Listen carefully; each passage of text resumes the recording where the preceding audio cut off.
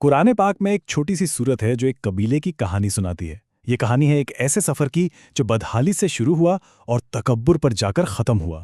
اکثر نہ ہم اس سورت کو پڑھ تو لیتے ہیں، لیکن اس کے پیچھے چھپی ایک بہت ہی طاقتور تاریخ کو نظر انداز کر دیتے ہیں۔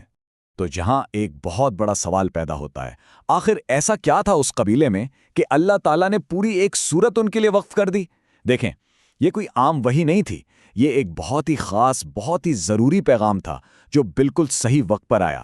تو آئیے آج مل کر یہ جاننے کی کوشش کرتے ہیں کہ اس کے پیچھے اصل وجہ کیا تھی۔ اچھا، اس پیغام کو سمجھنے کے لیے نا ہمیں تھوڑا سا وقت میں پیچھے جانا پڑے گا، اس دور میں جب یہ سورت نازل ہوئی تھی۔ اس وقت ہو کیا رہا تھا؟ قریش کے جو بڑے بڑے سردار تھے وہ دولت کے نشے میں بالکل چور تھے، اور وہ پیغمبر اسلام صلی اللہ علیہ وسلم کی بہت شدید مخالفت کر رہے تھے۔ ان کا تکبر، ان کی سوچ، وہ ان کے الفاظ سے صاف ظاہر ہوتی تھی۔ وہ کہتے تھے، ارے بھائی، اگر اللہ کو کوئی پیغمبر بھیجنا ہی تھا تو ہم میں سے کسی امیر سردار کو چن لیتے۔ پورے مکہ میں یہی ایک غریب آدمی ملا تھا۔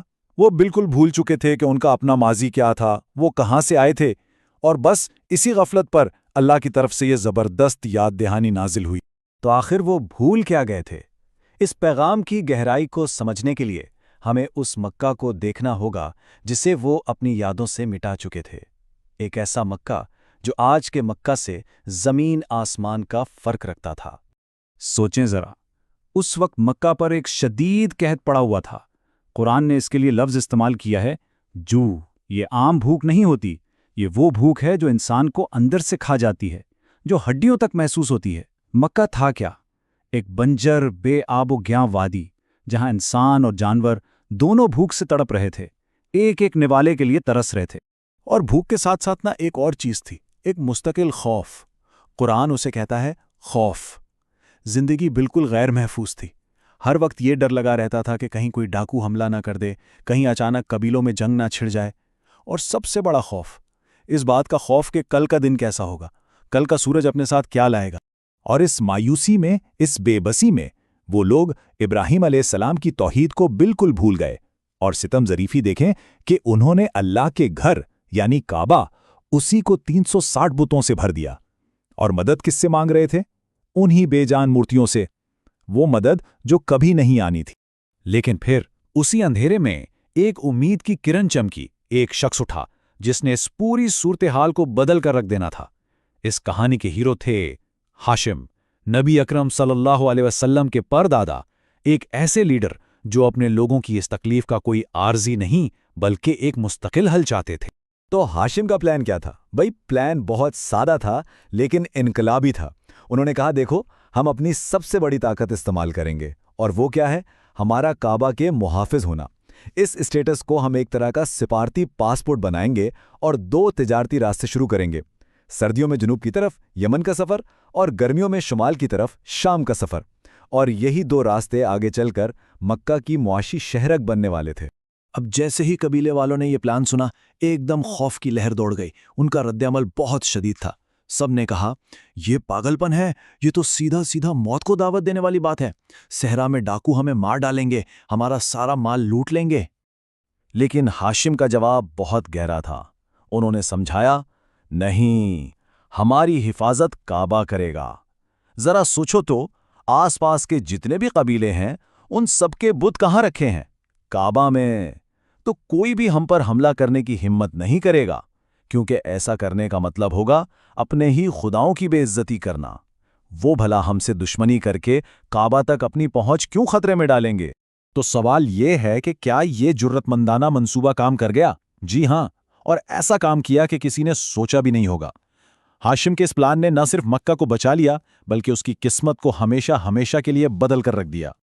یہ تبدیلی واقعی حیران کر دینے والی تھی۔ ذرا تصور کریں، جہاں پہلے بھوک اور خوف کا اندھیرا تھا، وہاں اب خوشحالی اور امن کی روشنی تھی۔ وہ بنجر وادی جو دنیا سے کٹی ہوئی تھی، اب ایک بین الاقوامی تجارتی مرکز بن چکی تھی، اور وہ قبیلہ جسے کوئی پوچھتا نہیں تھا، اب ایک با اثر، ایک عزت والی طاقت بن چکا تھا۔ لیکن تاریخ ہمیں ایک بات سکھاتی ہے کہ جب بھی دولت اور طاقت آتی ہے نا، تو اکثر اپنے ساتھ تکبر بھی لے آتی ہے۔ قریش کے ساتھ بھی بالکل یہی ہوا، اور بس اسی موڑ پر اللہ نے انہیں ان کی اصل حقیقت یاد دلانے کے لیے سورت قریش نازل فرمائی، ایک بہت بڑا سبق۔ اس سورت کا جو مرکزی لفظ ہے نا، وہ ہے ایلاف۔ الاف کا مطلب کیا ہے؟ اس کا مطلب ہے کسی چیز کے اتنے عادی ہو جانا، اتنے کمفرٹیبل ہو جانا کہ وہ نعمت لگنا ہی بند ہو جائے۔ مثال کے طور پر ہمارے گھروں میں روز بجلی آتی ہے، نلکے میں صاف پانی آتا ہے، ہم ان چیزوں کے اتنے عادی ہو چکے ہیں کہ ہمیں یہ نعمت محسوس ہی نہیں ہوتی۔ قریش کا بھی یہی حال ہوا، وہ اپنی خوشحالی اور امن کے اتنے عادی ہو گئے تھے کہ وہ اسے اپنا حق سمجھنے لگے تھے۔ تو اللہ تعالیٰ انہیں یاد کیا دلا رہے ہیں؟ آئیے سورت کو دیکھتے ہیں۔ پہلی 2 آیتیں کہتی ہیں، یعنی قریش کے مانوس ہونے کی وجہ سے۔ کس چیز سے مانوس؟ اپنے سردی اور گرمی کے محفوظ تجارتی سفروں سے۔ اچھا، تو اس کے بدلے میں انہیں کیا کرنا چاہیے تھا؟ اگلی آیت جواب دیتی ہے، یعنی انہیں اس گھر کعبہ کے رب کی عبادت کرنی چاہیے۔ اور وہ رب کون ہے؟ آخری آیت بتاتی ہے، یعنی وہ ذات جس نے انہیں شدید بھوک میں کھانا کھلایا اور خوف سے امن دیا۔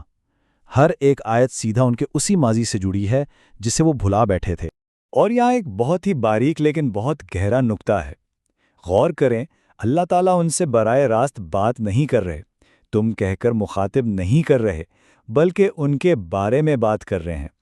یہ انداز ناراضگی کا ہوتا ہے نا، جیسے کوئی والد اپنے نافرمان بچے سے اتنے مایوس ہو جائیں کہ کسی تیسرے شخص سے اس کی شکایت کریں۔ یہ انداز بتا رہا ہے کہ وہ لوگ اللہ سے کتنے دور ہو چکے تھے۔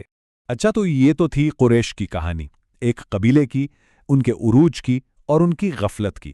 لیکن سوال یہ ہے کہ اس 1400 سال پرانی کہانی کا آج ہم سے کیا تعلق ہے؟ یہ وہ سوال ہے جو ہم میں سے ہر ایک کو اپنے آپ سے پوچھنا چاہیے۔ یہ کہانی صرف قریش کی نہیں، یہ آج ہمارے بارے میں کیسے ہے؟ اگر ہم غور کریں نا تو یہ انسانی فطرت کی کہانی ہے۔ جب نعمتیں ملتی ہیں تو کیا ہم بھی غفلت میں نہیں پڑ جاتے؟ ہم بھی بھول جاتے ہیں کہ ہم نے کہاں سے شروع کیا تھا۔ شکر ادا کرنے کے بجائے ہم اور زیادہ دولت اور طاقت کے پیچھے بھاگنا شروع کر دیتے ہیں۔ اپنی ہر کامیابی کا صحرا اپنی ذہانت اور محنت کو دیتے ہیں اور اس ذات کو بھول جاتے ہیں جس کے فضل کے بغیر یہ ممکن ہی نہیں تھا۔ سچ تو یہی ہے کہ آج جو سکون اور آرام ہمیں میسر ہے وہ دنیا میں کروڑوں لوگوں کے لیے ایک خواب ہے، ایک دعا ہے۔ تو اصل میں قریش کی کہانی ایک آئینہ ہے، اور جب ہم اس آئینے میں دیکھتے ہیں تو ہمیں اپنا عکس کیسا دکھائی دیتا ہے؟ یہی وہ بڑا سوال ہے جو یہ چھوٹی سی سورت آج ہم سب سے پوچھ رہی ہے۔